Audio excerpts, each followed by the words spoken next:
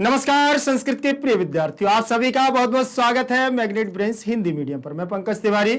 जैसा कि मैंने आपसे वादा किया था कि जो हम कंप्लीट चैप्टर लेकर के आएंगे उसमें समय का अंतराल होगा कम और परीक्षा के समय आपको उसमें मिलेगी बहुत सारी सहायता और परीक्षा के समय आपको बहुत सारे प्रश्न ऐसे मिलेंगे जो आपसे मौखिक रूप से मैं करूंगा यहीं पर संवाद। ध्यान रखना, स्क्रीन पर लिखा हुआ है कक्षा 10वीं संस्कृत बिहार बोर्ड मंगलम प्रथमा पाठा कंप्लीट चैप्टर रिवीजन।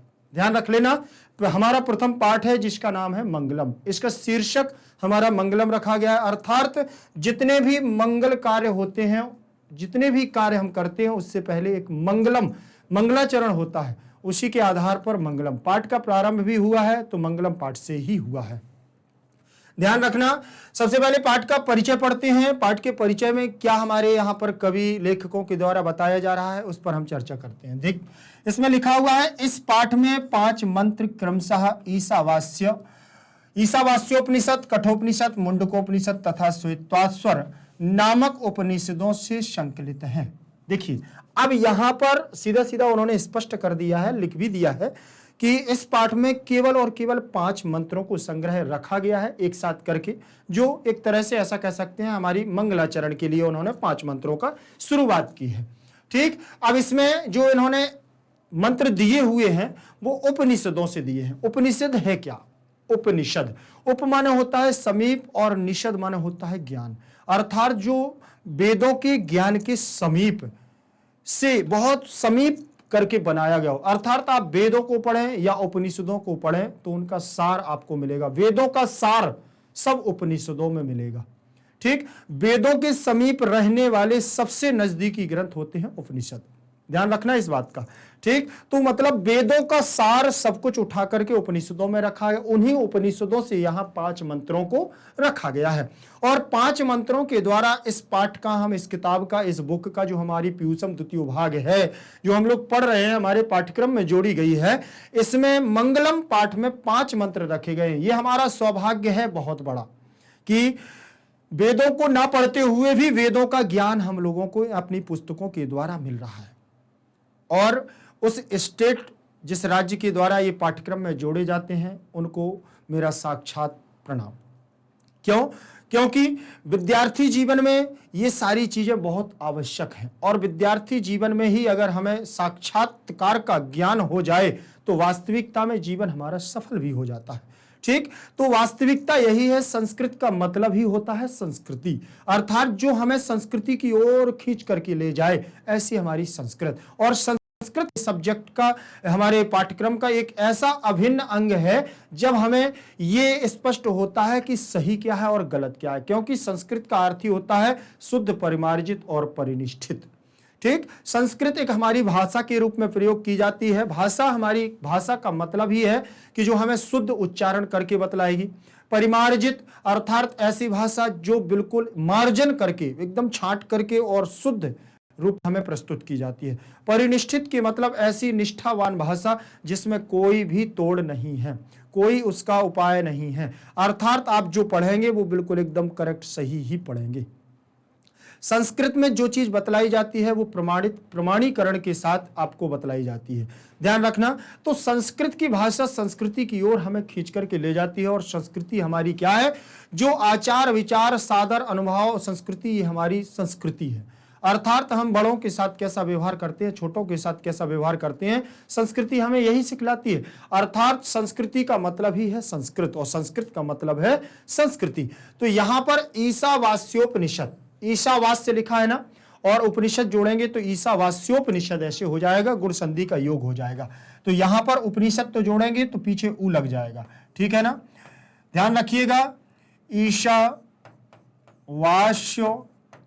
ये लिखा हुआ है प्लस उपनिषद, उपनिषद ऐसा लिखा हुआ है। ठीक, अब यहां पर ध्यान रखना है कि इसका आ ले लिया जाता है और उपनिषद का उ ले लिया जाता है और दोनों को मिला करके ओ बना दिया जाता है। क्या बनाया जाता है? ओ, और ओ की मात्रा इस पर लगा दी जाती है तो ईशावास्यो, और उ यहां से चला जाएगा और प निषद बचेगा, प निषद, प निषद, ये बन गया है ईशावास्योपनिषद। बना है कि नहीं बना? तो इसी प्रकार से सब में हम जोड़ें तो ये बनेगा हमारा कठोपनिषद, ये बनेगा हमारा मुंडकोपनिषद और ये बनेगा हमारा श्वेताश्वतर। क्या बनेगा? श्वेताश्वतरोस उपनिषद बनेगा कि नहीं बनेगा? तो यहां पर ये उपनिषद रखे गए हैं और इन्हीं उपनिषदों के आधार पर यहां पर 5 मंत्रों का संग्रह किया गया और 5 मंत्रों को हम लोग क्या करेंगे? अध्ययन करेंगे, पढ़ेंगे। देखिए इसमें इन्होंने कहा है ये मंगलाचरण के रूप में पठनीय है, अर्थात पठनीय में अनियर प्रत्यय लगा हुआ है पठ धातु के साथ में, तो इसमें हमारा अर्थ निकला पढ़ना चाहिए। ठीक है ना? पढ़ने के लिए हमें मंगलाचरण के रूप में इसको पढ़ना चाहिए। मंगलाचरण क्या होता है? मंगल आचरण प्लस मंगलाचरण। देखिए इसमें दीर्घ संधि का योग बनेगा। क्या बनेगा? इसमें दीर्घ संधि का योग बनेगा मंगलम आचरणम इति मंगलाचरणम। ठीक, अर्थात जो मंगल कार्यों में अपने आचरणों का, अच्छे आचरण जहां पर प्रस्तुत किए जाते हैं वही मंगलाचरण होता है, वही मंगलाचरण है। मंगलाचरण हमें क्या देता है? ये बात ध्यान रख लेना कि मंगलाचरण 3 प्रकार का होता है। ठीक, एक सबसे पहले तो होता है हमारा क्या? नमस्कारात्मक मंगलाचरण। क्या होता है? नमस्कारात्मक मंगलाचरण, नमस्कारात्मक मंगलाचरण। ठीक, नंबर दूसरा हमारा होता है मंगलाचरण कौन सा? वस्तु निर्देशात्मक मंगलाचरण, वस्तु निर्देशात्मक मंगलाचरण।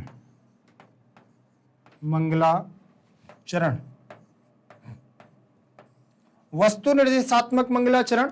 और नंबर तीसरा जो मंगलाचरण हमारा होता है वो होता है आशीर्वादात्मक मंगलाचरण।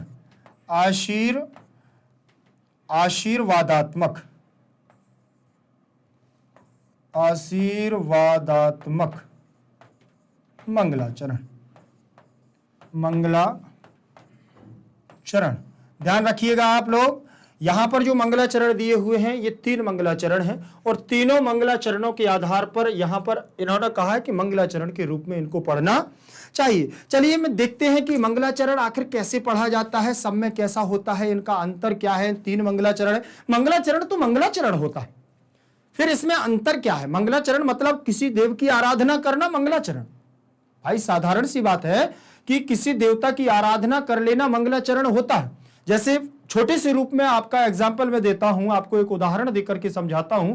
आपके घर में अगर आप किसी घर का निर्माण करवाते हैं या अच्छा कार्य कोई भी आपका होता है तो सबसे पहले कहते हैं भगवान को प्रसाद लगा देते हैं, नारियल ही तोड़वा देते हैं, अगरबत्ती जला देते हैं, ऐसा है ना? तो वो भी एक मंगलाचरण ही है। किसी कार्य को प्रारंभ करने से पहले अगर किसी देव की आराधना की जाए या अपने से बड़े इष्टों की आराधना की जाए, अपने गुरुओं की आराधना की जाए, वही मंगलाचरण होता है। और यही यहां 3 मंगलाचरणों को बताया गया। देखिए यहां पर दिया गया है सबसे पहले नमस्कारात्मक मंगलाचरण, अर्थात अपने पूज्य, अपने पूर्ववर्ती गुरुओं को नमस्कार, अपने पूर्ववर्ती कवियों को नमस्कार करना ही हमारा नमस्कारात्मक मंगलाचरण होता है। नंबर दूसरा है वस्तु निर्देशात्मक मंगलाचरण, अर्थात जहां पर ना तो किसी देवता की आराधना की जाती है और ना ही किसी पूर्ववर्ती कवियों की आराधना की जाती है, जहां पर हमारी विषय वस्तु अर्थात सीधा पाठ प्रारंभ हो जाए, और ऐसे मंगलाचरण को हम वस्तु निर्देशात्मक मंगलाचरण के रूप में जानते हैं। नंबर तीसरा दिया हुआ है आशीर्वादात्मक मंगलाचरण। आशीर्वादात्मक मंगलाचरण का मतलब होता है जहां पर किसी देवता के द्वारा, कहीं पूर्ववर्ती कवियों के द्वारा अगर आशीर्वाद प्रदान किया जाए, वो मंगलाचरण हमारा क्या होता है? आशीर्वादात्मक मंगलाचरण होता है। ध्यान रख लेना इस बात को। ठीक, अब ये मंगलाचरण हमारी 3 मंगलाचरण यहां पर बतलाए गए हैं। उसी में उन्होंने कहा है कि मंगलाचरण के रूप में इन हमें 5 मंगल श्लोकों को पढ़ना चाहिए। फिर उन्होंने कहा है कि वैदिक साहित्य में शुद्ध आध्यात्मिक ग्रंथों के रूप में उपनिषदों का महत्व है, अर्थात जो हमारे वैदिक साहित्य है, हमारे वेदों का जो साहित्य है, उस वैदिक साहित्य में आध्यात्मिक ग्रंथों के रूप में अध्यात्म का ज्ञान जानने के लिए, अध्यात्म के बारे में बतलाने के लिए इन उपनिषदों का महत्व माना गया है। चलिए आजकल क्या होता है कि वेद तो कोई नहीं उठाता, बोले मैं वेद नहीं पढ़ सकता हूं, वेद का नाम सुनकर ही कांप जाते हैं। बोले चलिए कोई नहीं, आप छोटा सा ये उपनिषद है, इस उपनिषद को पढ़ लेना। तो उपनिषद के द्वारा जब बच्चों को क्या होता है, किसी चीज की दवा दी जाती है ना, आप लोग जानते होंगे। ठीक, दवा रहती है आपकी, जो आपको कोई बीमारी हो रही है या खांसी हो रही, सर्दी हो रही, जुकाम हो रही, और बच्चे को अगर दवा पिलाई जाती है तो उससे बोल देते हैं कि चलो शहद है, मीठा मीठा है, मीठा मीठा है, बोल देते हैं ना। तो पिला कुछ और रहे हैं और दे उसका नाम लेकर के कुछ और बता रहे हैं। तो यहां पर वेदों का अध्ययन आप उपनिषदों के माध्यम से करते हैं। आपको बताया जरूर जाता है कि ये उपनिषद है, तो उपनिषद उसका नाम रख दिया गया है उपनिषद, लेकिन वास्तविकता में वो वेदों का क्या है, सार है। इतना बड़ा वेद ना पढ़ने की वजह से छोटा सा वेदों का सार हम उपनिषद को ग्रहण करते हैं और उसमें हमें संपूर्ण ज्ञान की प्राप्ति हो जाती है। फिर इसके बाद उन्होंने कहा है, इन्हें पढ़ने से परम सत्य, मुख्य शक्ति अर्थात ईश्वर के प्रति आदर, पूर्ण आस्था तथा विश्वास उत्पन्न होता है। अगर हम इसको अच्छे से पढ़ लेते हैं तो ईश्वर के वास्तविकता में ईश्वर की हम सत्ता को समझ सकते हैं। ईश्वर की सत्ता क्या है, ईश्वर वास्तविक में विद्यमान है या नहीं है। ये व्यक्ति जो सवाल उठता है, बोले ईश्वर तो है ही नहीं है, साइंस आज भी कहती है ईश्वर नहीं है, लेकिन साइंस आज तक ये पता नहीं लगा पाई है कि वास्तविकता में मनुष्य के शरीर में ये जीव जो आती है, आत्मा आती है, ये कहां से आती है, कहां जाती है, ये आज तक हमारी साइंस पता नहीं लगा पाई। इसीलिए अभी साइंस पीछे चल रही है और उसको कहीं ना कहीं संशय है कि ईश्वर है।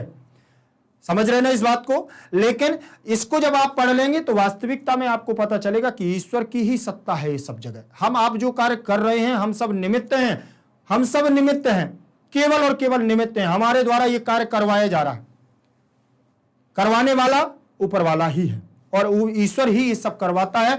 तो उन्होंने कहा है कि मुख्य शक्ति और ईश्वर के प्रति आदर, आस्था का विश्वास उत्पन्न होता है जब व्यक्ति इन उपनिषदों का अध्ययन कर लेता है। वास्तविकता में उस उपनिषद हमें यही बतलाते हैं। फिर उन्होंने कहा है कि सत्य की खोज की ओर मन का झुकाव होता है। अब जब आपके पास उपनिषदों का ज्ञान हो जाएगा तो फिर आप माया से हटते जाएंगे। माया समझते हैं आप? माया ना समझते होंगे। अभी क्या है, अभी हो सकता है आप 10th क्लास में आए हुए हैं, लेकिन आप माया को समझने में आपको थोड़ा सा, आप लोगों ने कभी अगर वो देखी होगी, जैसे कृष्ण की बात करें, कृष्ण लीला, द्वापर युग की लीला, कृष्ण की लीला सुनी होगी आपने, तो देवकी का अष्टम पुत्र होता है।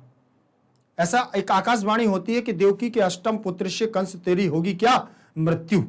तो उस अष्टम पुत्र का जब जन्म होता है, अब कई बार तो कई लोग ये कहते हैं कि सर ये तो क्या है, सब बनाई हुई कहानी है, टीवियों में देखते हैं।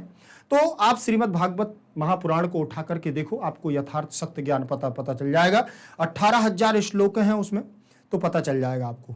ठीक, अब उसमें क्या होता है, उन्होंने कहा कि जब आकाशवाणी हुई कि अष्टम पुत्र ही तेरा काल होगा, तो अष्टम पुत्र होना है वो उधर यशोदा को एक माया रूपी कन्या जन्म होता है। किसका जन्म होता है? माया रूपी कन्या, वही है माया।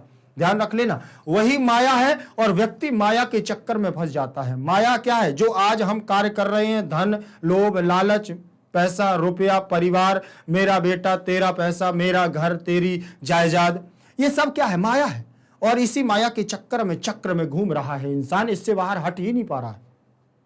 इसी माया के चक्कर में इंसान घूम रहा है और वह सत्य की खोज नहीं कर पा रहा है। लेकिन जब आप उपनिषद पढ़ेंगे तो आप माया से थोड़ा विरक्ति पालेंगे। आप माया को छोड़ करके फिर सत्य की ओर प्रस्थान करेंगे और सत्य की ओर चल देंगे कि वास्तविकता में सत्य जीवन क्या है। ठीक, फिर इसके बाद उन्होंने कहा है कि तथा आध्यात्मिक खोज की उत्सुकता होगी और फिर अध्यात्म को जानने की आपकी क्या है, चेष्टा बढ़ जाएगी। जैसे शास्त्रों में लिखा, वेदों में लिखा हुआ है कि किसी मंत्र का लाखों बार जाप करने से यह सिद्धि प्राप्त होती है। व्यक्ति फिर यह सोचने लगता है कि क्यों ना मैं भी ये काम करूं, अगर मेरे को ये सिद्धि आ जाएगी तो मैं संसार का कल्याण करने में उसका थोड़ा सा अंश बन जाऊंगा, भागीदारी हो जाऊंगा। लेकिन जब किसी को कोई शक्ति मिल जाती है, पैसा, धन जो जब आ जाता है, तो इनका ये क्या है, अहंकार आ जाता है। लेकिन 1% ऐसे व्यक्ति होते हैं जो उसका सदुपयोग करते हैं। ये देखना। फिर आध्यात्मिक खोज की ओर उत्सुकता होती है और उपनिषद ग्रंथ विभिन्न वेदों से संबंधित है। उपनिषद जो ग्रंथ है वो सभी हमारे वेदों से संबंधित हैं, क्योंकि उन्हीं का तो सार है। उन्हीं का क्या है, सार है। उपनिषद का अर्थ होता है गुरु के समीप बैठना। उपनिषद का मतलब होता है गुरु के समीप बैठना, और गुरु ही हमें वेदों को पढ़ाएगा। गुरु ही हमें क्या पढ़ाएगा, वेदों को पढ़ाएगा। और वेदों का सार हमें कहां से मिलेगा, गुरु से मिलेगा। अगर आप चाहें या हम चाहें कि नहीं सीधे वेद उठा करके पढ़ ले, बहुत सारी चीजें ऐसे हमारे जटिल शब्दों का उसमें प्रयोग हुआ है जिनका हम तात्पर्य तक नहीं जान पाते। वेद वो चीज है। अब देखें, आगे देखेंगे उसमें उन्होंने, अब देखिए यहां थोड़ा संस्कृत में उन्होंने दिया हुआ है, ये हमारे पाठ का पूरा सार है, इस सार को थोड़ा सा समझने की कोशिश करिएगा। ठीक, इसमें उन्होंने क्या बतलाया है देखें, उपनिषदः वैदिक वाङ्मयस्य अंतिमे भागे दर्शन शास्त्र सिद्धांतान प्रकटयन्ति सर्वत्र परम पुरुषस्य परमात्मनः महिमा प्रधानतया गीते तेन परमात्मनः जगत व्याप्तम अनुशासितम चास्ति सा एव सर्वेषां तपस्याम परम लक्ष्यम अस्मिन् पाठे। परम देखिए, परमात्मना परा उपनिषदाम पद्यात्मको पंच मंत्राः संकलितः अस्ति। ठीक है ना। अब यहां पर उन्होंने कहा उपनिषद वैदिक वाङ्मयस्य अंतिम भागे दर्शन शास्त्र सिद्धांत, अर्थात जो उपनिषद है उस उपनिषद हमारा वैदिक वाङ्मय का, उपनिषद जो हमारा है वो वैदिक वाङ्मय का, इसमें लिखा वैदिक वाङ्मयस्य, तो यहां षष्ठी विभक्ति लग गई है। कौन सी विभक्ति लगी है? यहां षष्ठी विभक्ति का एक वचन लगा हुआ है। तो उपनिषद वैदिक वाङ्मय का अंतिमे माने अंतिम और भागी माने भाग, अंतिम वैदिक वाङ्मय के अंतिम भाग में सप्तमी विभक्ति का एक वचन लगा है, तो मैं का चिन्ह निकलेगा, इसमें कारक होगा मैं और पर। ठीक, अधिकरणे सप्तमी, ध्यान रखिएगा। तो अंतिम भाग में क्या है बोले, दर्शन शास्त्रस्य, दर्शन शास्त्र का या दर्शन शास्त्र के सिद्धांतों को, दर्शन शास्त्र के सिद्धांतों को, दर्शन शास्त्र के क्या है, सिद्धांतों को प्रकट करते हैं, दार्शनिक सिद्धांतों को प्रकट करते हैं, या दर्शन शास्त्र के सिद्धांतों को हम क्या करते हैं, प्रकट करते हैं। अब यहां पर भी षष्ठी विभक्ति लगी हुई है, तो दर्शन शास्त्र के और सिद्धांतान में द्वितीय विभक्ति का बहुवचन लगा है, इसलिए को आ गया, सिद्धांतों को प्रकट करते हैं। ठीक, प्रकटयन्ति माने प्रकट करते हैं, अब प्रकटयति, प्रकटयतः, प्रकटयन्ति, यह हमारा बहुवचन है। लट लकार प्रथम पुरुष कर्मवाचक की क्रिया लगी हुई है, लट लकार प्रथम पुरुष बहुवचन की क्रिया लगी है, ध्यान रखिएगा। यहां तक आपको समझ में आ गया। फिर उन्होंने कहा सर्वत्र परम पुरुषस्य परमात्मनः महिमा प्रधानताया गीतये, सब जगह श्रेष्ठ पुरुषों, देखो उन्होंने कहा सर्वत्र माने सब जगह, और परम पुरुषस्य माने श्रेष्ठ पुरुष की बात कर रहे हैं। परमात्मा, परमात्मनः मतलब परमात्मा ईश्वर, और महिमा का मतलब महिमा, और प्रधानतया गीतये अर्थात उनके प्रधान होने के रूप में गीत गायन करते हैं या गायन हुआ है। अर्थात देखिए, जो ये बतलाया गया है कि वास्तविकता में ईश्वर ही प्रमुख है, ईश्वर ही प्रधान है। प्रधान क्या होता है? यूपी में सरपंच को, गांव का मुखिया जो होता है उसको प्रधान बोलते हैं, एमपी में आ जाए तो सरपंच बोलते हैं, ठीक है ना, कहीं कहीं मुखिया बोलते हैं, सब जगह की अलग अलग प्रथा है, सरपंच, मुखिया, मुख्य, ठीक है ना, और प्रधान। गायन हुआ है प्रधान रूप में ईश्वर का, यहां पर क्या है, गायन हुआ है सर्वत्र परम पुरुषस्य, अर्थात सबसे श्रेष्ठ परमात्मा की महिमा का यहां पर क्या है, गायन हुआ है। तेन परमात्मनः जगत व्याप्तम अनुशासितम च अस्ति, उसी परमात्मा से सारा संसार क्या है बोले, परिपूर्ण है और अनुशासित है। तेन मतलब उसी, अर्थ उन्हीं के द्वारा, उसी परमात्मा के द्वारा, परमात्मना में तृतीय विभक्ति, तेन में तृतीय, साहतम तेन, साहतम तेन, देखिए ये लगा हुआ है शाह तम तेन, तृतीय विभक्ति लगी हुई है, ये तृतीय का एक वचन। ठीक, अब यहां पर जैसे बात करें प्रधानतया में तृतीय विभक्ति गीयते, गीयते, गीयंते, ऐसे बनेगा हमारा। और परमात्मना, परमात्मा का रूप चलेगा परमात्मा, परमात्मा, परमात्मना, तृतीय विभक्ति। ठीक, परमात्मना तृतीय विभक्ति का एक वचन। जगत माने संसार, व्याप्तम माने व्याप्त, अनुशासितम माने अनुशासन, और चा माने और, अस्ति माने है, अर्थात उन्हीं की परमात्मा, उन्हीं के द्वारा, परमात्मा के द्वारा पूरे संसार में क्या है, अनुशासन व्याप्त है, अर्थात वही चाहे हैं, वही हमें अनुशासित कर रहे हैं, वही हमें मार्गदर्शित कर रहे हैं, वही हमें बता रहे हैं कि बेटा तुम्हें इस मार्ग पर जाना है, वही हमें ये बता रहे हैं कि तुम्हें ये करना है, अच्छा करना है, वो करना है, सब उन्हीं के हाथों में है। मतलब अच्छा भी वही करवा रहे हैं और बुरा भी वही करवा रहे हैं। ध्यान रखना, बस मानसिकता में परिवर्तन ला देते हैं।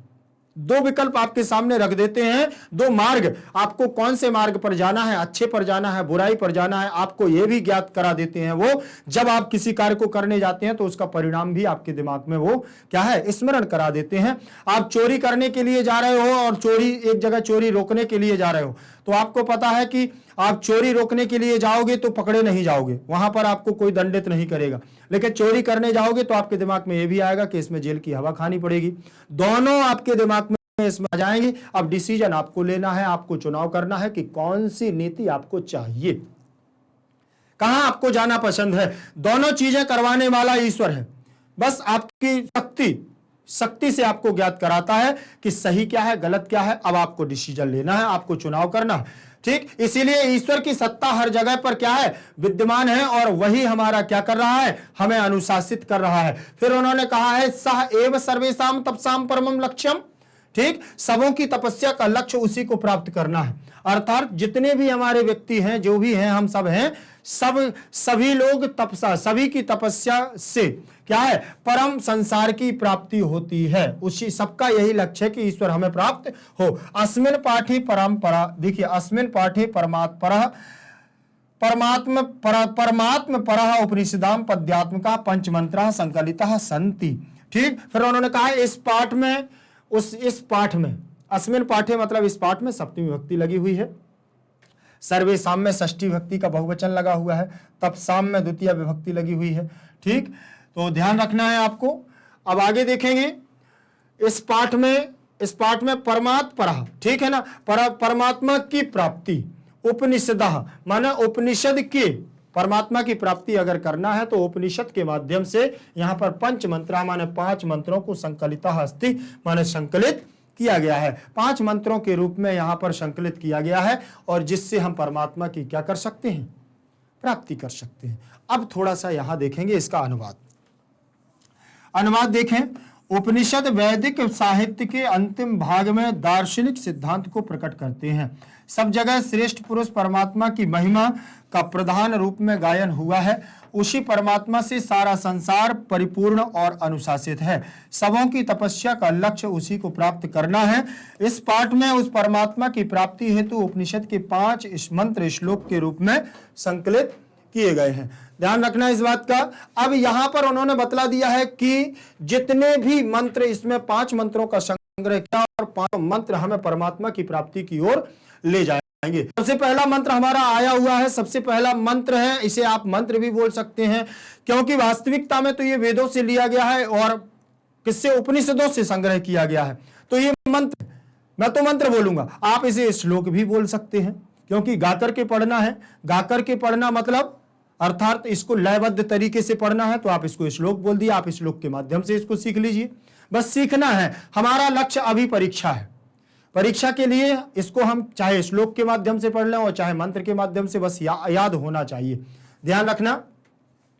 फिर इसमें सबसे पहले उन्होंने क्या बताया है, अब यहां पर देखेंगे। ये हमारा जो लिया गया है ईशावास्योपनिषद से लिया गया है। कौन से उपनिषद, आप लोग एक ध्यान रखना, मैंने आपसे शुरुआत में ये कहा था कि इतने भी कंप्लीट चैप्टर मैं आपको लेकर के आऊंगा आगे के चैप्टरों के, तो कंप्लीट चैप्टर ऐसा संवाद भी बीच बीच में होगा जो आपकी परीक्षा से संबंधित प्रश्नों को भी यहां पर क्या करवाएगा, अवगत कराएगा, आपको जानकारी देगा, और आपको समझना है कि परीक्षा में प्रश्न बनेंगे। अब मान के चलिए उसने ये प्रश्न दे दिया है, पूरा श्लोक लिख दिया है और आधा छोड़ दिया डॉट डॉट डॉट करके, और पूछ लिया है कि निम्नलिखित श्लोकानि, अधोलिखित श्लोकानि का उपनिषदः संग्रहीता, अर्थात जो लिखा हुआ हमारा श्लोक है ये कौन से उपनिषद से संग्रहित किया गया है या लिया गया है। तो आपको यह भी याद रखना है कि किस उपनिषद से यह श्लोक लिया गया है। ये बात का ध्यान रख लेना विशेष रूप से, क्योंकि ये उपनिषद ही हमारी मुख्य रूप से हमें मंगल आचरण की ओर ले जा रहे हैं। सबसे पहले इन्होंने दिया हुआ है मंत्र, देखेंगे जरा, आप इस श्लोक को पढ़ने की कोशिश करना। हिरण्यमयेन पात्रेण, आप पहले इसको आराम से पढ़िएगा, फिर इसके बाद मैं आपको और पढ़ा रहा हूं, उच्चारण करवाऊंगा। आप देखें, हिरण्यमयेन पात्रेण सत्यस्य अपहितम मुखम तत्वम पूषन्नप अपह वृणु सत्य धर्माय दृष्टये, सत्य धर्माय दृष्टये, सत्य धर्माय दृष्टये। अब पहली बात तो ये आप देख लीजिए कि इसमें कौन कौन सी विभक्ति लगी हुई है। ठीक, हिरण्यमयेन में तृतीय विभक्ति का एक वचन लगा हुआ है, जैसे रामेणो, जैसे रामेणो हिरण्यमयेनो, ठीक, जैसे कमलेनो वैसे हिरण्यमयेनो, जैसे कमलेनो वैसे ही हिरण्यमयेनो, पात्रेणो फलेनो जलेनो वैसे ही पात्रेणो, रामेणो पात्रेणो। फिर यहां पर सत्यस्य, सत्यस्य प्लस अपिहितम, सत्यस्य प्लस अपिहितम, तो यहां दीर्घ संधि हो गई है। कौन सी संधि हो गई? यहां दीर्घ संधि हो गई, सत्यस्य और अपिहितम मुखम। ठीक, फिर लिखा तत्वम पूषण, पूषन्न, पूषन्न अपवृणु, पूषन्नपा वृणु, पूषन्नपा वृणु। फिर इसके बाद दिया सत्य धर्माय दृष्टये, सत्य धर्माय दृष्टये। समझ में आया? इसके बाद देखिए अब इसका उच्चारण करते हैं, फिर आगे चलते हैं। उन्होंने क्या कहा है कि हिरण्यमयेन पात्रेण, हिरण्यमयेन पात्रेण सत्यस्यापिहितं मुखम, हिरण्यमयेन पात्रेण सत्यस्यापिहितं मुखम, तत्त्वं पूषन्नपावृणु, तत्त्वं पूषन्नपावृणु सत्यधर्माय दृष्टये, सत्यधर्माय दृष्टये, सत्यधर्माय दृष्टये। कितनी अच्छी बात उन्होंने कह दी कि हिरण्यमयेन पात्रेण सत्यस्यापिहितं मुखम, तत्त्वं पूषन्नपावृणु सत्यधर्माय दृष्टये, सत्यधर्माय दृष्टये। ठीक है, अब देखें यहां पर हिरण्यमयेन का मतलब होता है हिरण्य। हिरण्य जानते हो? हीरा, चांदी, सोना, जवाहरात, मोतिया, हिरण्य आदि धन की बात कर रहे हैं। हिरण्यमयेन मतलब सोना चांदी आदि के द्वारा, पात्रेण माने पात्र से, पात्रेण से सत्यस्या अपिहितम मुखम, चाहे हम क्या है सत्य का मुख क्यों ना भर दे, सत्यस्या अपिहितम मुखम, अर्थात जो सत्य होता है, जो सत्यता, जो सत्यवान होता है, उस सत्यता के मुख में आप चाहे कितना भी सोना चांदी जवाहरात भर दें, तत्त्वं पूषण नपावृणु सत्य धर्माय दृष्टये, लेकिन वह कभी क्या है अपने सत्य से क्या है धर्म से विचलित नहीं होता है। अब देखें, हे पूषण, हे पूषण, हे पूषण सत्यस्य मुखम हिरण्यमयेन पात्रेण अपिहितम वर्तते, तत् सत्य धर्माय मह्यम दृष्टते अपावृणु। ठीक है, अब यहां पर यह हमारा अन्वय है, किसी शब्द को एक प्रकार से क्या है व्यवस्थित रूप से देने के लिए अन्वय है। जैसे हे प्रभु, हे प्रभु सत्य का मुख सोने जैसा आवरण से ढका हुआ है। ठीक है ना, सोने के आवरण, सोने के आवरण से सत्य का मुख हमारा ढका हुआ है। सत्य धर्म की प्राप्ति के लिए उस आवरण को हटा दें। सत्य के सत्य आवरण, अगर सत्यता चाहिए तो इस सोने रूपी आभूषण से क्या करें, बोले इसको हटा दें, तो सत्य अपने धर्म से कभी विचलित नहीं होगा, अपने मार्ग से कभी विचलित नहीं होगा। हे प्रभु, हे पूषण, पूषण का मतलब पूषण, पूषण आपने देखा ये सूर्य का पर्यायवाची भी है, सूर्य का पर्यायवाची है पूषण, पूषण। ठीक, लेकिन यहां परमात्मा की बात की गई है, प्रभु की बात की गई है, तो आप कॉमन शब्द बोल सकते हैं प्रभु। ठीक है ना, हे प्रभु सत्य का मुख सोने जैसा आवरण से ढका हुआ है और सत्य धर्म की प्राप्ति के लिए उस आवरण को क्या कर दें, हटा दें। इसके बाद अगला इसकी व्याख्या देखेंगे। उन्होंने कहा कि प्रस्तुत श्लोक ईशावास्योपनिषद से संकलित तथा मंगलम पाठ से उद्धृत है। इसमें सत्य के विषय में कहा गया है कि सांसारिक मोह माया के कारण विद्वान भी उस सत्य की प्राप्ति नहीं कर पाते हैं, क्योंकि सांसारिक चकाचौंध में वह सत्य इस प्रकार ढक जाता है कि मनुष्य जीवन भर अनावश्यक भटकता रहता है। इसलिए ईश्वर से प्रार्थना की गई है कि हे प्रभु उस माया से मन को हटा दो ताकि परम पिता परमेश्वर को प्राप्त कर सके।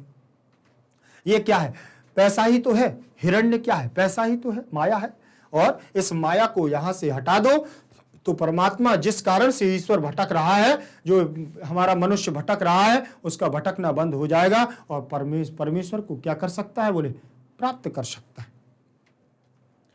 इसके बाद दूसरे नंबर का उन्होंने श्लोक दिया हुआ है। दूसरे श्लोक में क्या है, ध्यान से देखिएगा। दूसरे श्लोक में अणोरणीयान महतो महीयान आत्मा सजंतो निहतो गुहायाम तमक्रतोपश्यति वीतशोको धातु प्रसादान महिमान मनात्मनः। अणोरणीयान महतो महीयान आत्मा सृजन्तो निहतो गुहायां तमः क्रतु पश्यति वीतशोका धातु प्रसादात् महिमान मनात्मनः। ध्यान रखें, अब यहां पर अणोर्णियान, तो यान लगा हुआ है, अणोर्णियान आन, ठीक। महता माने महान, महियान माने महान, महात्माओं को, ठीक। आत्मस्य, आत्मस्य माने आत्मा का, जंतोर निहता, जंतः यहां जंतु जंतो निर जंतोर निहिता, गुहायाम माने गुफा, गुहायाम माने गुफा, और तमक क्रतु पश्यति वीत शोका, तमक क्रतु अंधेरे को देख करके, वीत शोका माने शोक करने वाला, धातु प्रसादान महिमान महात्मना, ठीक। अब देखें यहां पर अणोर्णियान विभक्ति लगी हुई है हमारी, आन, ध्यान रखना, द्वितीया महियान, ठीक, द्वितीया, आत्मस्य में षष्ठी और गुहायाम में हमारी सप्तमी का एक वचन लगा हुआ है। पश्यति पश्यतः पश्यन्ति दृश्य धातु से लट लकार प्रथम पुरुष एक वचन, बीत शोका में प्रथमा लगा हुआ है, धातु प्रसादात में पंचमी विभक्ति का एक वचन लगा हुआ है, महिमान, महिमान महात्मनाम, महिमानम आत्मना। फिर इसके बाद उन्होंने नीचे दिया हुआ है, ये कठोपनिषद से लिया गया है। किससे लिया गया है? कठोपनिषद, अर्थात जैसे ऊपर लिया गया था पहला श्लोक ईशावास्योपनिषद से, ये ले गया है कठोपनिषद से। फिर अन्वय में देखेंगे, जंतोः गुहायाम निहिता अयम आत्मा अणो अणीयान महता महीयान चावर्तते आक्रतु धातु प्रसादात आत्मनः तम महिमानम पश्यति बीत शोका चा भवति सत्यम एव जयते अनिर्तम न जयते, अनिर्तम न जयते। आगे देखेंगे, मनुष्य के हृदय रूपी गुफा में अणु से भी छोटा है कौन? ईश्वर। कौन है? ईश्वर, अर्थात अणु अणीयान, अणु अणीयान, अणु से भी बिल्कुल छोटा, बिल्कुल जिसको बोलते हैं हम परमाणु, बिल्कुल छोटा। मनुष्य के हृदय में, हृदय रूपी गुफा में, गुहायाम आया था ना, तो गुफा में, मनुष्य के हृदय रूपी गुफा में अणु से भी छोटा और महान से भी महान आत्मा विद्यमान है, आत्मा के रूप में विद्यमान है। विद्वान शोक रहित होकर उस श्रेष्ठ परमात्मा को देखता है, अर्थात जो विद्वान व्यक्ति होता है वो उस परमात्मा को पहचानता है जो मनुष्य के हृदय में विद्यमान होता है। और ये यथार्थ सत्य है कि जो हमारे अंदर एक हृदय में धड़कन चलती है वही परमात्मा है जो हमें सही और गलत का क्या करवाता है? ज्ञान करवाता है, ठीक। व्याख्या में देखेंगे उन्होंने क्या कहा कि प्रस्तुत श्लोक कठ उपनिषद से संकलित है तथा मंगलाचरण पाठ से उद्धृत है। इसमें आत्मा के स्वरूप तथा निवास के विषय में बताया गया है। विद्वानों का कहना है कि आत्मा मनुष्य के हृदय में सूक्ष्म से भी सूक्ष्म तथा महान से भी महान रूप में विद्यमान होती है। आत्मा के विषय में यहां पर चर्चा की गई है।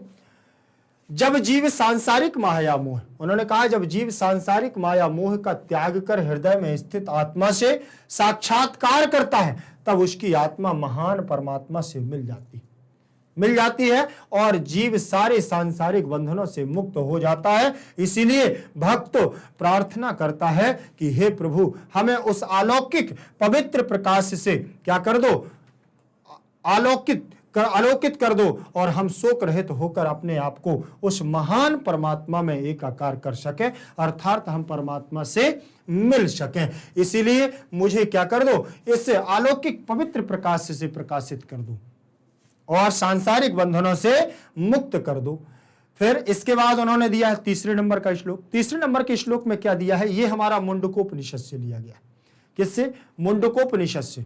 मुंडकोपनिषद से श्लोक लिया है कि सत्यमेव जयते नानृतम सत्येन पंथा विततो देवयाना ऐनाक्रमन्त्यर्षयो यावाप्ते कामा यत्र तत् सत्यस्यो परम निधानम। देखें, सत्यमेव जयते नानृतम सत्येन पंथा विततो देवयानः येनाक्रमन्ति ऋषयो ह्याप्त कामः यत्र तत् सत्यस्य परम निधानम।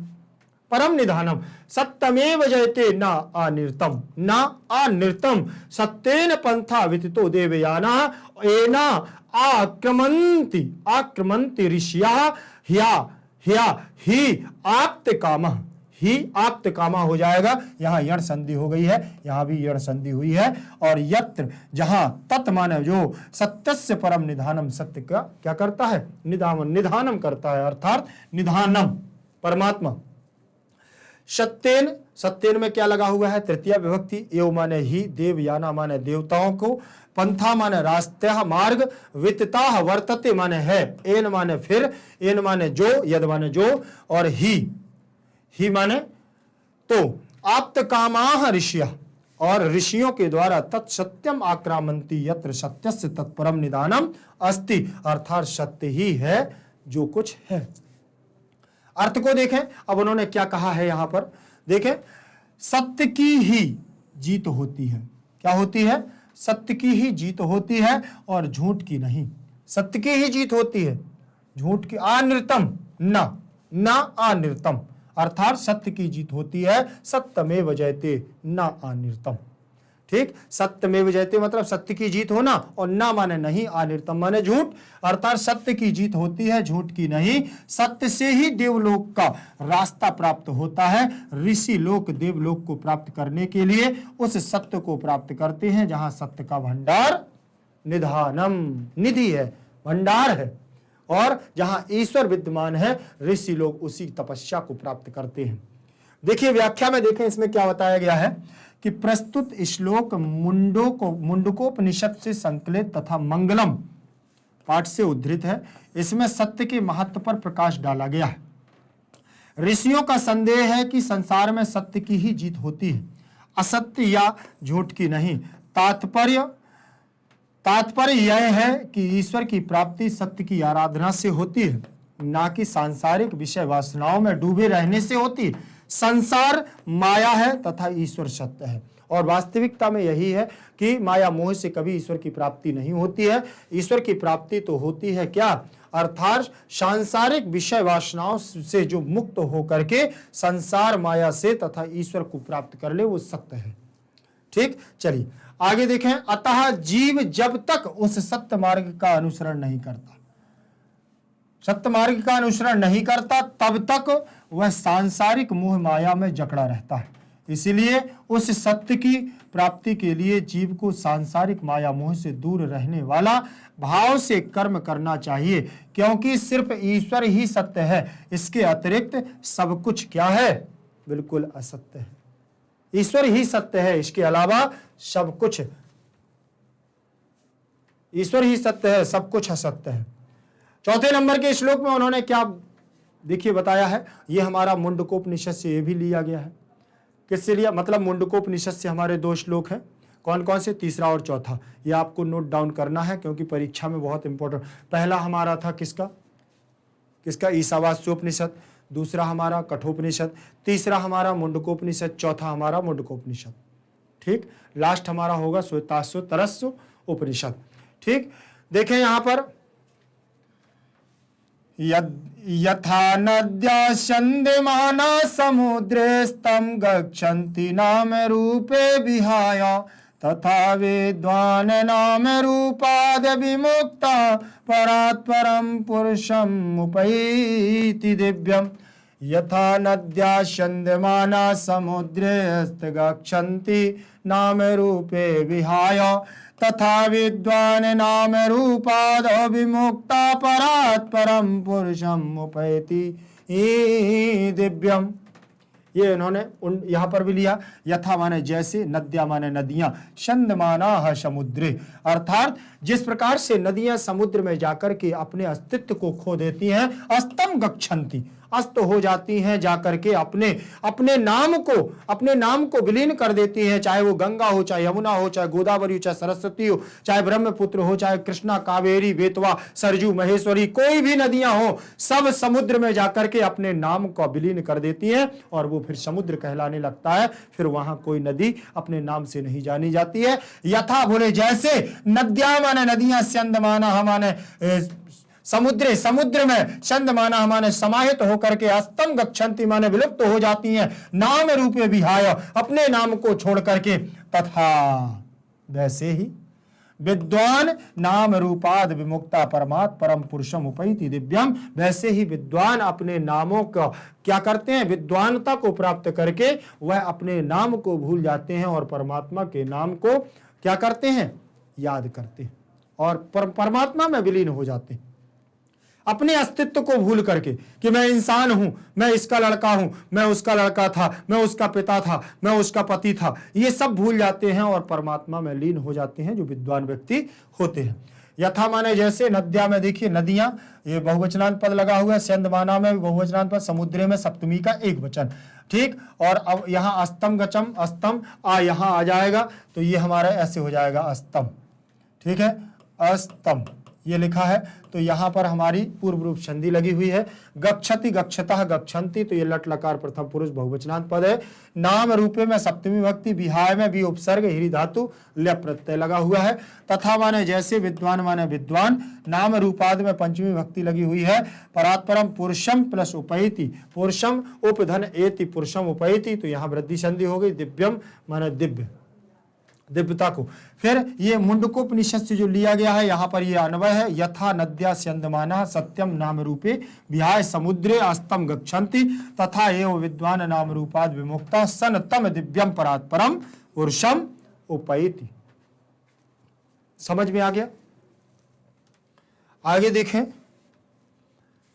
अर्थार्थ, अर्थ दिया हुआ है इन्होंने। अर्थ क्या है? अर्थ में इन्होंने दिया है कि जिस प्रकार नदियां, देखिए जिस प्रकार नदियां बहती हुई अपने नाम और रूप को त्याग कर, जिस प्रकार से नदियां बहती हैं, कहां से निकलती है, कहां जाती है, नर्मदा की बात करें जैसे अमरकंटक से निकलती है, तो नदियां जिस प्रकार से अपने प्रादुर्भूत होने के बाद नदियां बहती हुई अपने नाम और रूप को त्याग देती हैं, नाम और रूप को त्याग करके समुद्र में मिल जाती हैं, समुद्र में मिल जाती हैं, और उसी प्रकार विद्वान अपने नाम और रूप को त्याग करके परम पिता परमेश्वर की प्राप्ति करते हैं।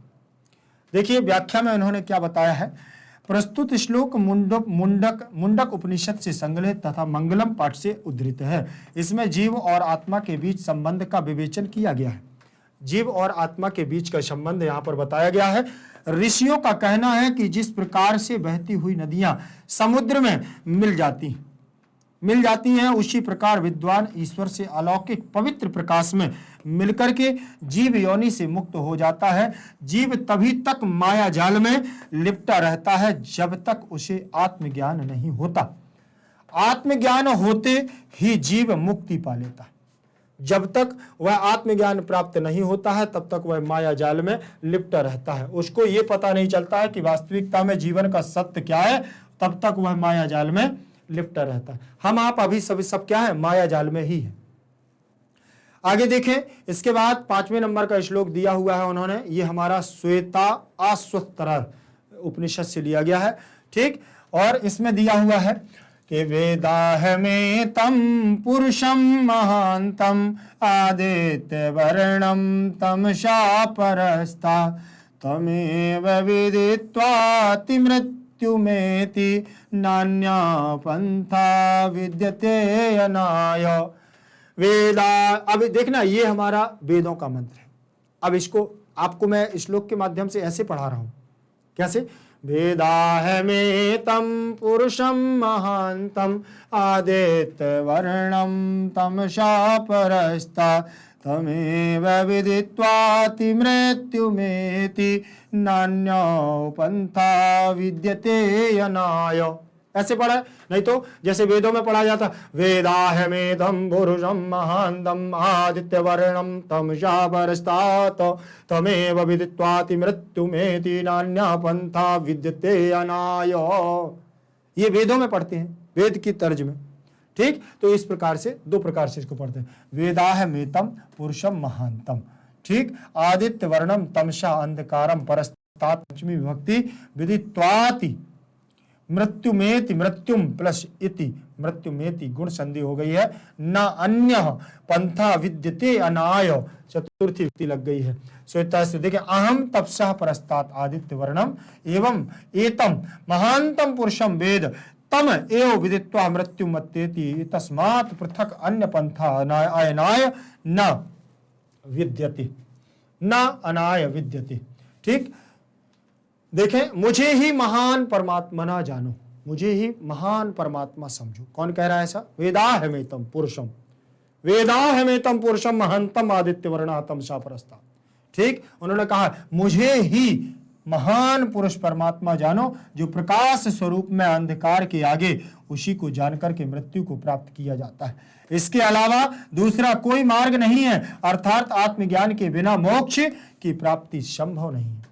आत्मज्ञान के अलावा कोई भी मोक्ष प्राप्त नहीं कर सकता है।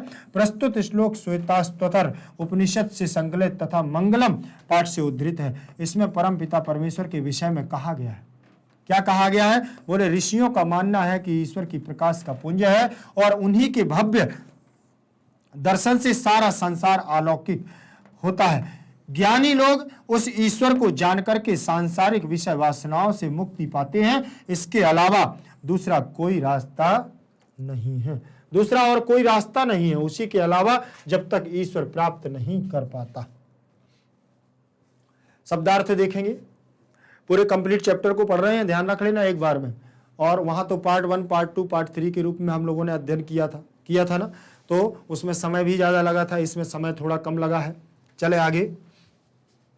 अर्थ हिरण्यमयन का मतलब होता है सोने सा, ज्योतिर्मय, अर्थात ज्योति के समान प्रकाशमान पुंज। पात्रेण का मतलब पात्र से या आवरण से, और सत्यस्य का मतलब सत्य का।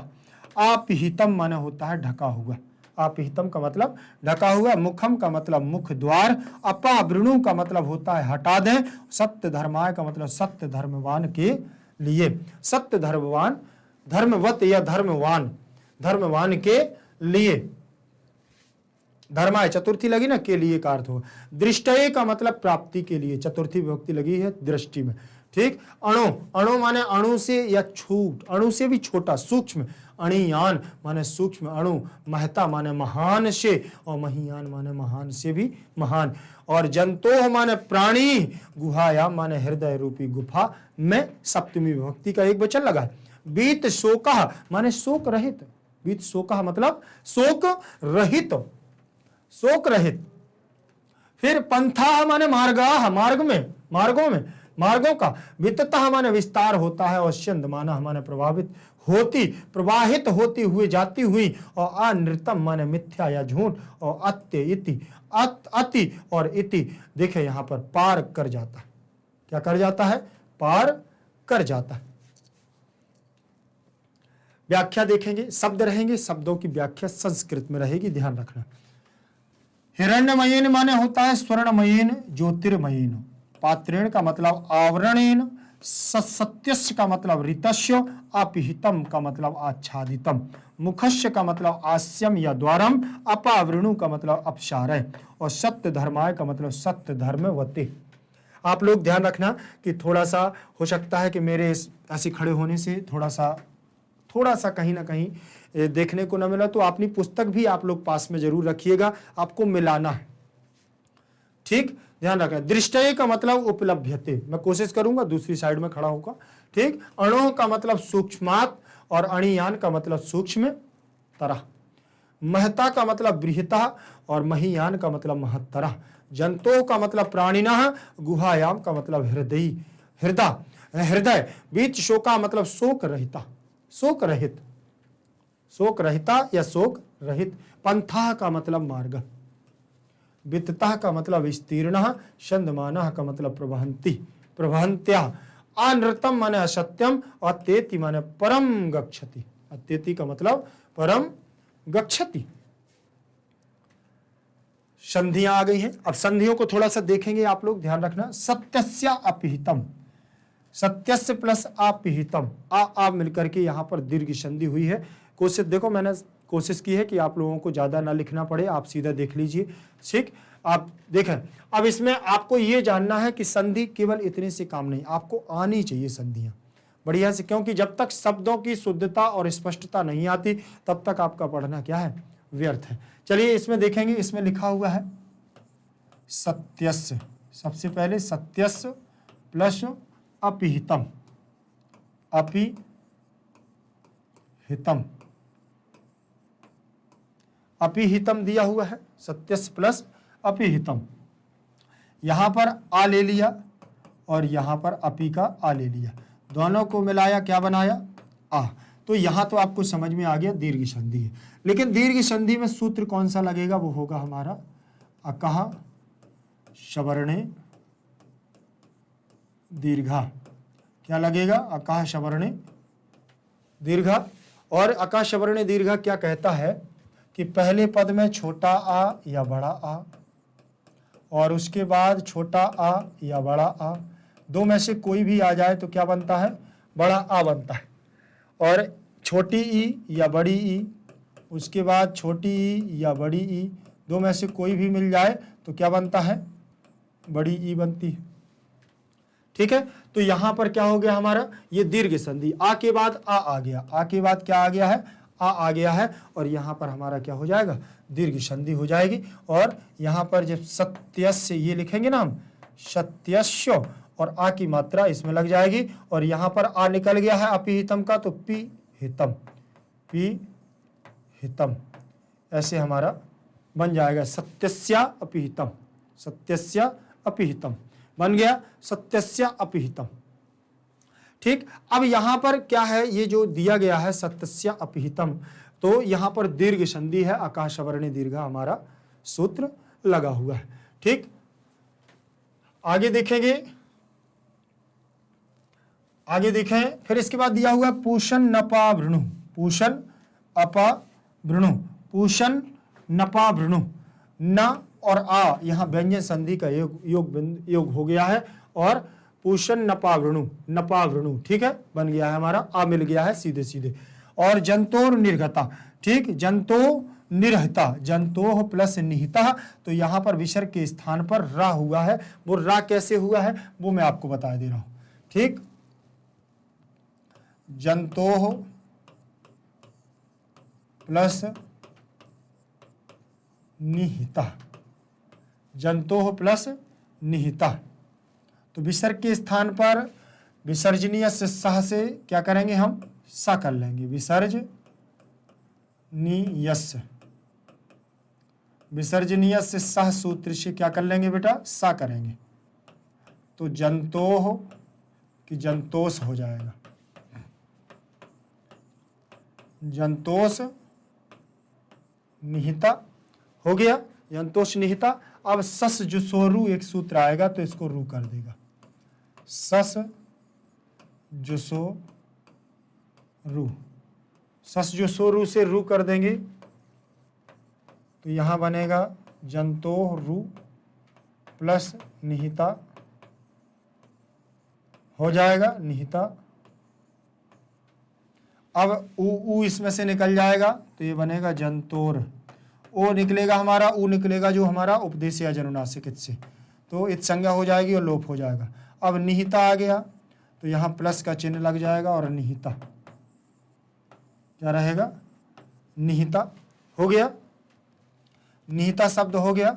अब यहाँ पर आपको ध्यान रखना है कि मिलाएंगे जब, ये होगा हमारा जंतो, ना के ऊपर ये रा चला जाएगा, निर्हिता हो जाएगा, जंतोर निर्हिता। ठीक, जंतोर निर्हिता। अब यहां पर विसर्ग संधि हो गई है, फिर लिखा है प्रसादान महिमान महिमानम आत्मनाह, व्यंजन संधि हो जाएगी यहां पर भी, कौन सी संधि होगी यहां, व्यंजन संधि, प्रसादात महिमानम आत्मनः व्यंजन संधि, तो यहां ता के स्थान पर क्या हो जाएगा, ना हो जाएगा, अपने ही वर्ग के पंचम अक्षर में ता था दा धा ना में परिवर्तन कर लेगा और सीधे सीधे जुड़ जाएगा। तो जब मिलाएंगे तो आधा ना ऐसे हो जाएगा, आधा ना, ता यहां से हट जाएगा, जैसे इसमें लिखा ना ये आधा ना, तो ऐसे ही वहां आधा ना हो जाएगा। ये व्यंजन संधि हमारी। ठीक, फिर इसके बाद आया हुआ है ना नृतम, ना प्लस अनृतम बराबर, यहां पर भी दीर्घ संधि है, अभी मैंने आपको बताया है, ना प्लस अनृतम दिया है ना, तो यहां पर आ और यहां पर आ दोनों मिलेंगे तो क्या हो जाएगा हमारा, बड़ा आ हो जाएगा, बड़ा आ। जब ये हमारा बड़ा आ होगा तो ना प्लस आ प्लस नृतम, ऐसे शब्द बनेगा। आ को इसमें मिला देंगे तो बनेगा ना और नृतम, हमारा बनेगा ना नृतम, बन जाएगा ना नृतम। तो ये ना नृतम माने झूठ का नहीं, अनृतम का मतलब झूठ और ना माने नहीं। एनाक्रामति ऋषयो, एन आक्रामंती और आक्रमंती और ऋष्या। देखिए एन तो यहाँ दीर्घ संधि है पहले, फिर यहाँ यण संधि है। एन प्लस आक्रमंती, पहले इतना देख लेंगे, आक्रमंती। तो आ मिलाएंगे इसमें तो ए ना हो जाएगा, तो कौन सी संधि हो जाएगी यहाँ? दीर्घ संधि। कैसे? एना, एना क्रमंती, इतना हो गया। फिर इसके बाद दिया हुआ है ऋष्या। क्या दिया है? इसके बाद ऋष्या दिया हुआ है, दिया है ना ऋष्या। अब यहाँ पर यण संधि का योग होगा, तो यण संधि में सूत्र लगेगा हमारा इको यणचि। क्या लगेगा? इको यणचि, इको यणचि दिया हुआ है। ठीक, अब इको यणचि सूत्र कहता है कि अगर ई उ ऋषि और लिरी अगर हो पहले पद में, तो ई के स्थान पर या, उ के स्थान पर वा, और ऋषि के स्थान पर रा, और लिरी के स्थान पर ला होता है यण संधि में। तो यहाँ देखते हैं क्या है। यहाँ हमारा होगा एना क्रमंत, ता में से क्या निकल जाएगा? ई निकल जाएगा, और ऋष्या क्या हो जाएगा? ऋष्या, ये अलग हो जाएगा। अब ई के स्थान पर क्या हो जाएगा बेटा? ईना क्रमंत्य, ईना क्रमंत्य और प्लस या, प्लस ऋष्या, हो गया ऋष्या। अब इसको मिलाएंगे तो ये हमारा बनेगा ईना क्रमंत्य, और ऋषि की मात्रा इसमें लग जाएगी ऋष्या, एना क्रमंत्य ऋष्या, बन गया। तो यहाँ यण संधि भी है और दीर्घ संधि भी, हमारी दोनों संधियां हैं यहाँ पर, ध्यान रखना इस बात का। इसमें कौन कौन सी है? यण संधि और दीर्घ संधि दोनों हैं। ठीक, आगे देखें, आगे देखेंगे। इसमें दिया हुआ है आप्त कामः, तो ही प्लस आप्त कामः, तो यहाँ यण संधि है।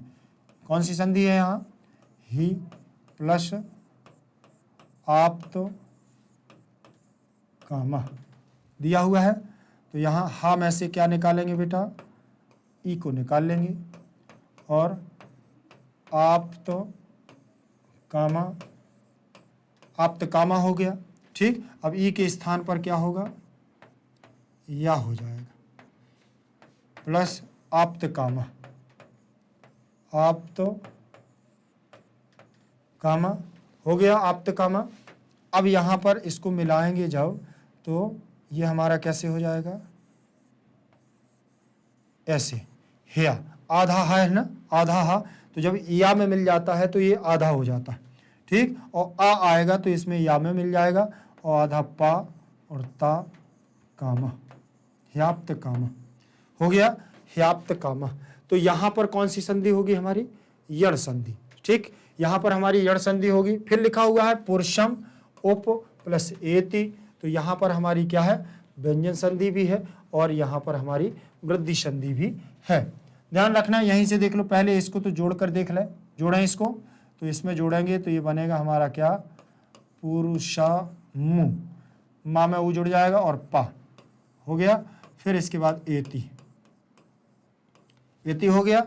अब यहां से वृद्धि संधि लगाएंगे, तो वृद्धि संधि का सूत्र होगा हमारा कौन सा? वृद्धि रादैच। कौन सा सूत्र होगा? वृद्धि रादैच। ये क्या कहता है कि प्रथम पद में छोटा आ या बड़ा आ हो, उसके बाद अगर ए या आई अगर होता है तो क्या बनता है? आई बनता है। और प्रथम पद में छोटा आ या बड़ा आ हो, और उसके बाद अगर ओ या औ दो में से कोई भी वर्ण हो तो क्या बन जाता है? बोले औ बन जाता है। ये वृद्धि संधि का नियम हो जाएगा। ठीक, अब वृद्धि संधि का नियम यहां कौन सा फॉलो हो रहा है वो देखें। पा में से आ को निकाल दिया और एती में से ए को निकाल लिया, आ के बाद ए आया, आ के बाद ए आ गया तो आई बन जाएगा, आ के बाद ए आने पर क्या बनता है, आई बनता है, तो आई को बना दिया।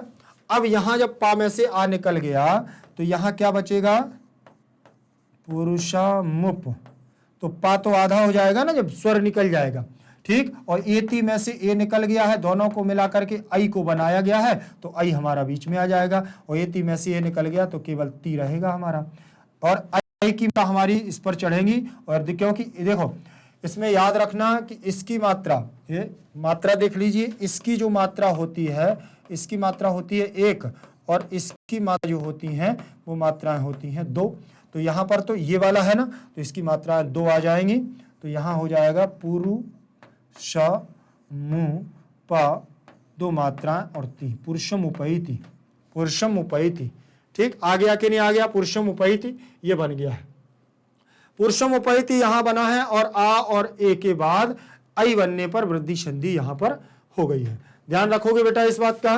तो यहां पर ये आपकी संधियां इतनी थी, इन संधियों को हम लोगों ने पूरा कर लिया है, ठीक है ना, ये आपके पाठ में इतनी ही थी, और भी बहुत सारी संधियां हैं, तो पाठ से आप भी थोड़ा सा क्या कर सकते हैं, अलग अलग छांट करके उनमें से आप संधियों का प्रयोग कर सकते हैं। ठीक, ये क्लास हमारी रहेगी यहीं तक, और आगे हम बहुत जल्द इसका अगले पार्ट का कंप्लीट चैप्टर और उस पूरे पार्ट को लेकर के आएंगे, तो बिल्कुल एकदम कंप्लीट पार्ट लेकर के आएंगे। तब तक के लिए आप लोगों को बिल्कुल भी ध्यान रखना है कि अच्छे से पढ़ाई करते रहना है। आप किसी भी माध्यम से हो, ये भी चिंता करने की जरूरत नहीं है, चाहे आप सीबीएसई हिंदी मीडियम हो या इंग्लिश मीडियम हो, आप यूपी बोर्ड से हो, बिहार बोर्ड से हो, एमपी बोर्ड से हो, कहीं से भी हो, आपको बिल्कुल भी चिंता करने की जरूरत नहीं है, क्योंकि किंडरगार्टन से लेकर के 12th क्लास तक की सारे बिल्कुल जितनी भी हमारी क्लासेज हैं सब कुछ एकदम फ्री हमारे मैग्नेट ब्रेल्स में दिया जाता है आप लोगों को निःशुल्क। जी हाँ, आप लोगों ने सुना है ना कि बिल्कुल एकदम फ्री, और वो भी ऐसा नहीं कि शॉर्ट वीडियो दिए जा रहे हो, आपको कंप्लीट कोर्स पूरा दिया जा रहा है बिल्कुल एकदम निःशुल्क। तो आप लोगों को बिल्कुल भी चिंता करने की और परेशान होने की जरूरत नहीं है। जो हमारे नए विद्यार्थी अभी जुड़ रहे हैं उनको मैं बता दूं कि चैनल को अभी तक सब्सक्राइब नहीं किया है तो सब्सक्राइब जरूर कर लें, और लाइक शेयर करना है। अगर वीडियो आप लोगों को अच्छा लगता है तो लाइक भी करना है, शेयर भी करना है, कमेंट भी करना है, ठीक, ध्यान रखना। और नोट्सों की अगर आपको जरूरत पड़ती है तो आप लोग ध्यान रखना, नीचे डिस्क्रिप्शन लिंक में जाएंगे तो आपको वेबसाइट पर, और इसके अलावा नोट्स के साथ साथ आपको वीडियो कुछ भी चाहिए तो नीचे डिस्क्रिप्शन पर जाएं, आपको तो ई नोट्स और ई बुक्स के माध्यम से यहां से आपको नोट्स भी प्रोवाइड कराए जाएंगे, ध्यान रख लेना। तो अगले वीडियो तक के लिए आप हमारे साथ बने रहिएगा। जय तु संस्कृतम, जय तु भारतम।